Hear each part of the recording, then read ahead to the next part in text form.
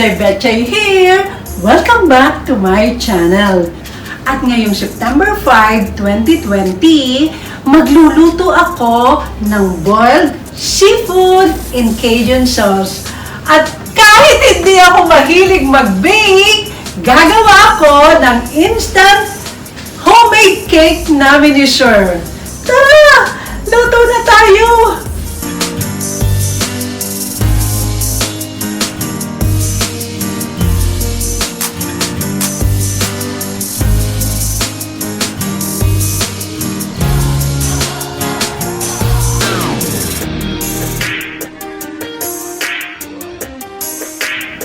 So, mag-boil tayo ng 1 liter water para i-pre-cook natin lahat ng mga seafoods. So, yung first na i-boil natin, yung squid, mga 5 to 10 minutes.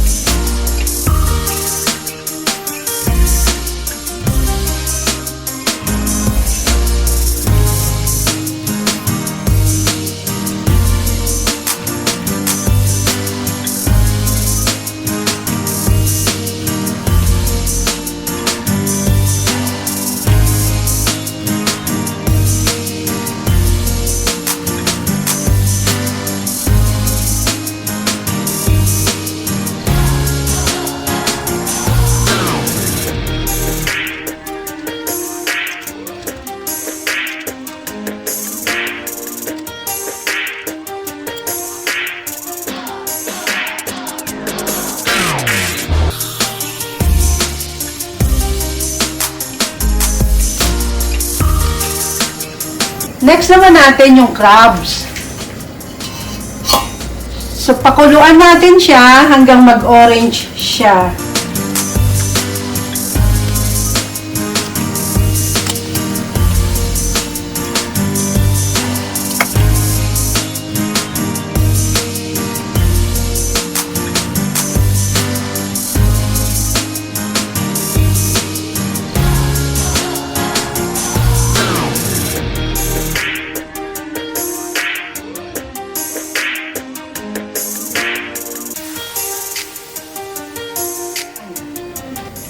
Susunod na natin ang mais.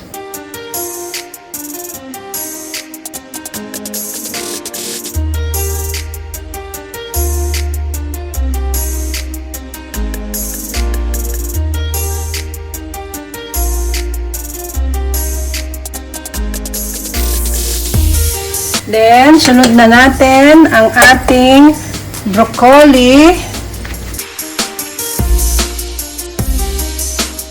Tapos, pagkatapos dito, lalagay natin siya sa tubig na may yelo para crunchy. Okay.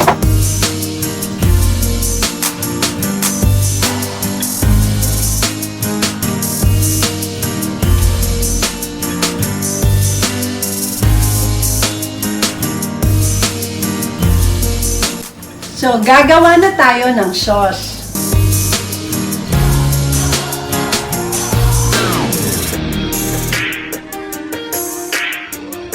Lagay na natin ang onion.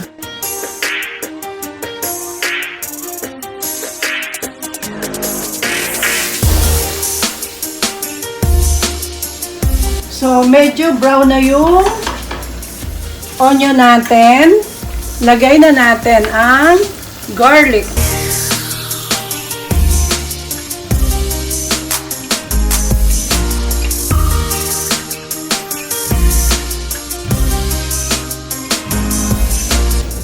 Lagay na natin ang garlic powder.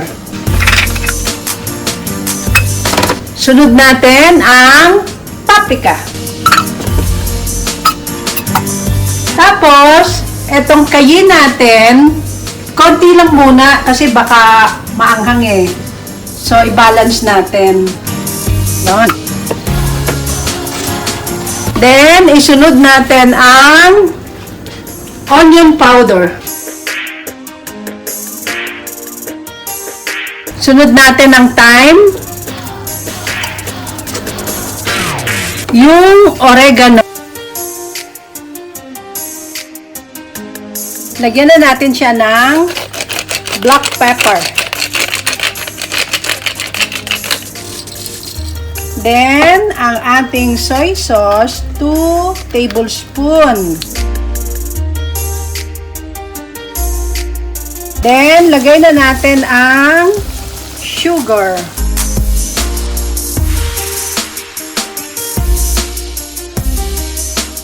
Sunod na natin ang butter.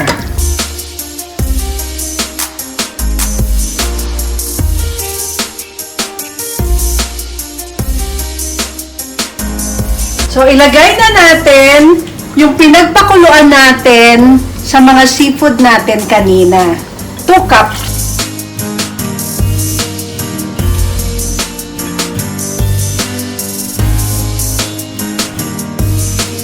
So, lagyan na natin siya ng salt. So, luto na siya. Si-separate na natin ang sauce at saka yung oil niya. So, nahiwalay na natin yung oil at saka yung sauce.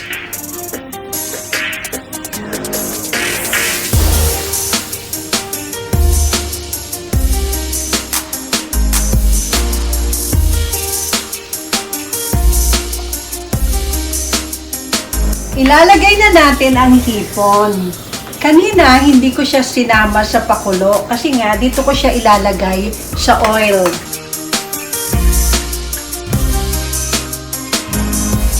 Hanggang mag-orange siya.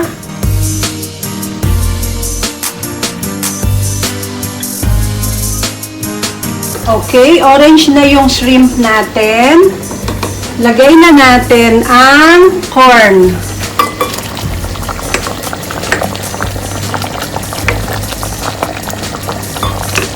Sunod na natin ang crab.